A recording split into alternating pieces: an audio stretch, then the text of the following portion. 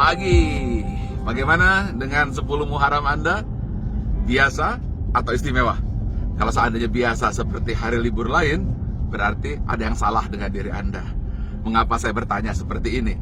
Karena 10 Muharram adalah hari Asyura, di mana di situ kemenangan-kemenangan besar para nabi. Seperti Nabi Musa membelah lautan di 10 Muharram. Nabi Ibrahim selamat dari api yang membakar 10 Muharram. Nabi Nuh selamat dari banjir besar dan mendarat di Bukit Zuhdi 10 Muharram. Nabi Yunus keluar dari mulut ikan paus juga 10 Muharram. Nabi Yusuf keluar dari sumur yang gelap 10 Muharram. Nabi Yakub selamat dari buta 10 Muharram. Nabi Ayub sembuh dari penyakitnya 10 Muharram. Pertanyaannya, Anda dapat kemenangan atau biasa-biasa saja? Kalau biasa-biasa saja, berarti ada yang salah dalam perjalanan sebelumnya. Anda harus tahu bahwa untuk merayakan 10 Muharram, ada 3 hari besar yang penuh arti dan makna yang harus Anda pahami. Yang pertama, Idul Fitri. 2, Idul Adha. 3, Hijrah. Baru hari 10 Muharram Asyura. Nah, begini energinya saya gambarkan. Ini ibarat energi dahsyat, di dalamnya kekuatan keberkahan. Tetapi tidak bisa dibuka, ada tutupnya. Nah, untuk membuka tutup ini, maka dibuka dengan Idul Fitri.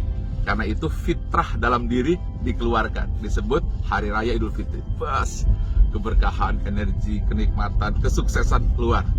Nah, tetapi dia bisa ketutup lagi. Maka dia harus dijaga, difilter dengan apa yang disebut dengan Idul Adha. Nah, filter ini adalah firewall, kalau orang komputer tahu, supaya tidak kena virus masuk. Kemudian ditameng. Inilah Idul Adha, kisah Nabi Ibrahim alaihissalam yang menyembelih putranya Ismail, sehingga belenggu-belenggu nafsu dunia semuanya itu dibersihkan, supaya energi keluar tetap murni, bersih, tidak tercampur oleh belenggu kotoran yang palsu ini. Nah, setelah 2 energi Anda dapatkan, yang ketiga baru Anda gerakkan, baru Anda move on.